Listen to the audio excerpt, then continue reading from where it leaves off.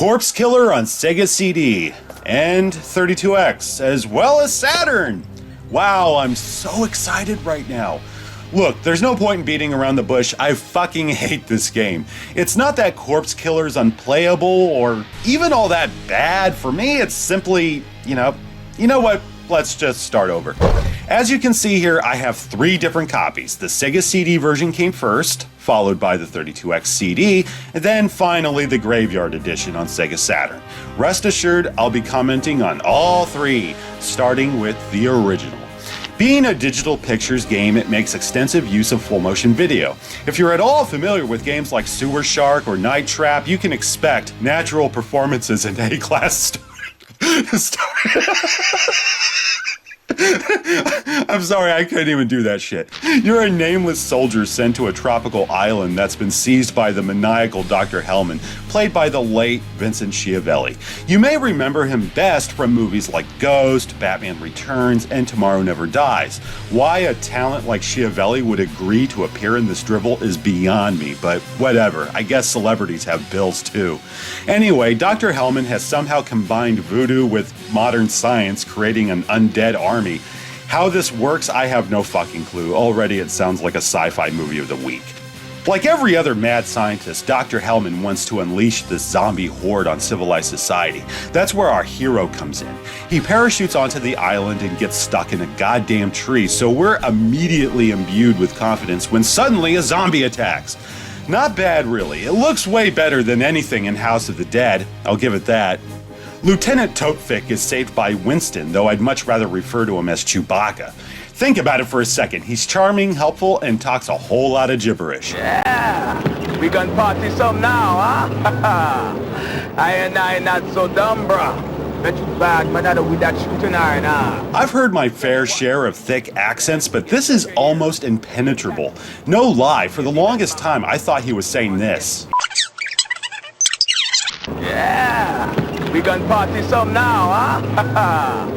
I not so dumb, bruh. Bet you bad, man, I with that shooting iron, huh? After having seen this fucking video so many times, it makes way more sense now. Still, I would have preferred subtitles here.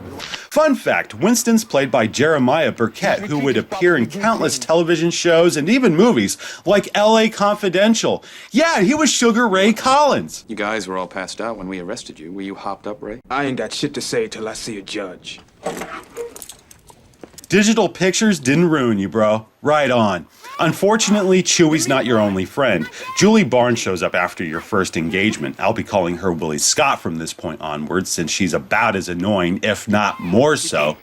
Hi, Julie Barnes, journalist. She read my stuff, syndicated. But when I break this story, I'll have a book, late night talk shows, TV, the works. You know, to be fair, it's not the actor's fault. Her acting's no worse than Chewie, but that dialogue... in here. Has he been telling you about that crazy pirate story? It's pathetic. How about the voodoo witch doctor routine? Oh, it sounds so forced. That and the weak attempts at humor and sexual innuendo. Cool toy. I bet you know how to turn it on. Put simply, it's atrocious. You thought the voice acting in Resident Evil was terrible? That's nothing compared to Corpse Killer. Where Resident Evil had a certain charm to its poor writing and cheesy acting, Corpse Killer comes off like a shitty direct-to-video zombie film Uwe Boll would have churned out over the weekend. Don't remind me. Maybe if the protagonist spoke up from time to time, it would have been more tolerable. Just the occasional sarcastic remark would have gone a long way. Winston, I'm trying to talk to the lieutenant here. Ooh, I'd rather you didn't. I bet you know how to turn it on. Seriously? And I bet you know how to do a lot of things. Like pretending you're mute? So that's the plot. It's boring, stupid, and ultimately pointless. You may feel I'm judging it too harshly, and that's fair. We seldom, if ever, play games of this nature for their riveting narratives, but Corpse Killer relies so much on full motion video I can't help but focus on it.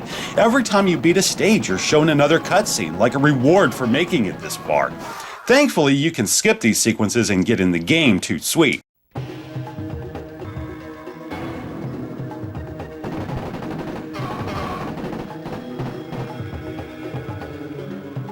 As you can see, it's a shooting gallery style light gun game, similar to Lethal Enforcers. You strafe right, shooting all kinds of zombies, and that's it. Unlike more traditional interpretations of The Walking Dead, these fuckers use weapons like throwing knives, grenades, and the balls from Phantasm. I can't seem to shake these things. What gives? What sets it apart from games like Lethal Enforcers is that the background is full motion video and all of the undead assailants are animated clips of actors walking right to left, left to right, popping out of shit, jumping toward you in slow motion, or dog paddling.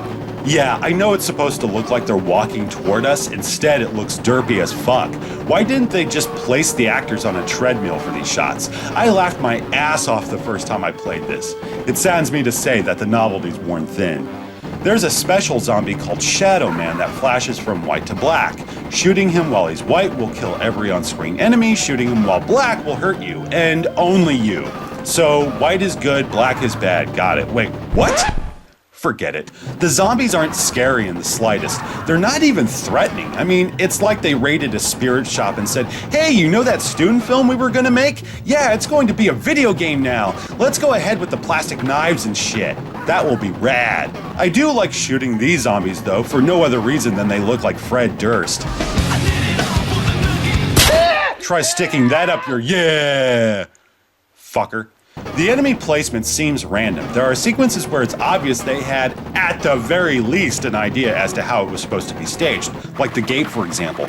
In every other level, they just airwalk through with little rhyme or reason. One thing I hate is when they stack enemies on top of one another. You think you killed the fucker, already dragging your cursor toward the next target, only to have his butt buddy take a pot shot at you.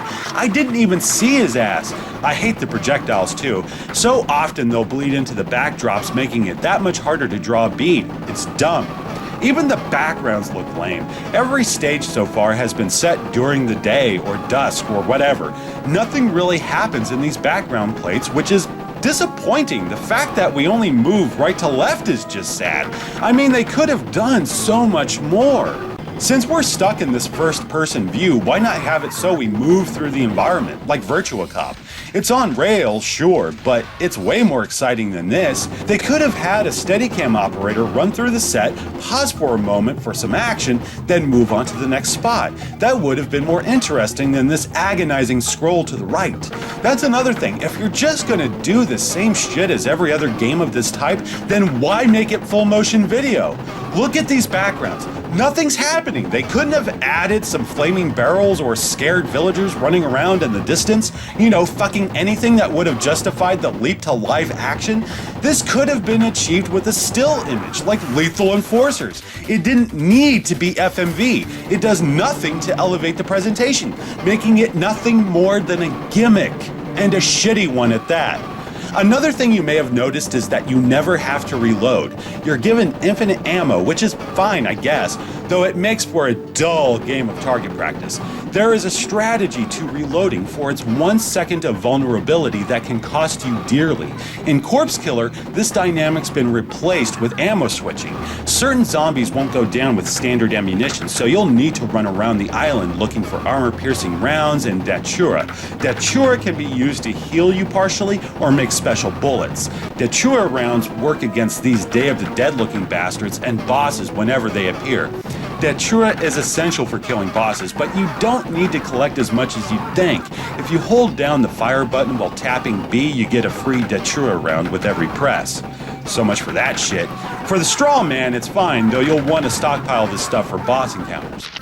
One feature I do like is that you can hit the C button and abort the mission at any time, taking you to a menu full of videos as well as a map. The map lets you go off-road, so to speak. You can tackle side missions where you'll stock up on Datura and armor-piercing rounds.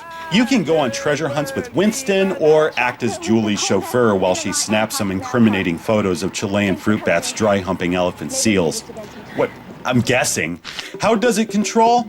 It works well enough, but I hate playing light gun games this way. Like the House of the Dead, action will reach a fever pitch, making it damn near impossible for you to keep up. I don't have a working light gun, and it doesn't work with a flat screen display anyway, so that controller is my only option. In short, it's balls. Otherwise, there's not much else to say about this one. It's not fun or even funny in a so bad it's good sort of way. Not for me, at least. I could play this piece of shit with Mike, Tom, and Crow, and it wouldn't make Corpse Killer any more enjoyable. Well, maybe just a little. Bottom line, I don't like it. It's playable, though there's no appeal. It lacks imagination and takes up valuable shelf space. The same can be said of the 32X version. Yeah, we gonna party some now, huh? The only problem is that the video during gameplay is really jerky. It pauses every few seconds, throwing off my aim. At first, I thought it was the console, or maybe the disc was scratched. However, I found that many players have experienced this issue, so yeah, the 32X version isn't much of an upgrade. It's the same shit, different console. Now we have the Graveyard Edition on Sega Saturn. First off, let's examine the box. One of the top 20 games of the year? You gotta be fucking kidding. Open her up and what's this? A second disc? Both the Sega CD and 32X versions were single disc releases, making me wonder what they could have added to warrant another Halo.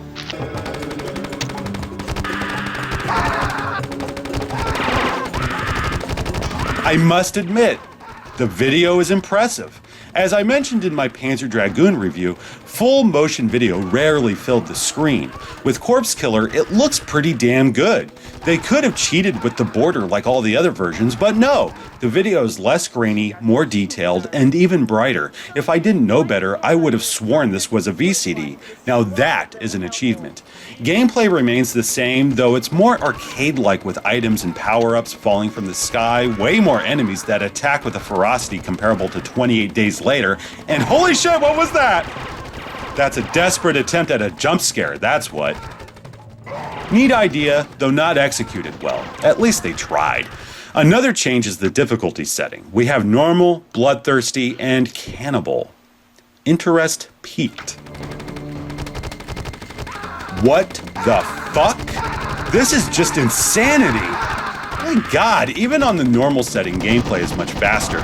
It still suffers from the same lack of creativity, though at least it fucking moves. Makes me feel as if I'm riding in Winston's Jeep, just spitting bullets at will. Big improvement. There's one thing that ruins it though. This is the only version without light gun support. Yeah, even if you had a working stunner, my favorite light gun, you wouldn't be able to use it. What kind of shit is that? Doesn't make any sense. They improve everything else but take away the one feature every gamer expects to find in a light gun game.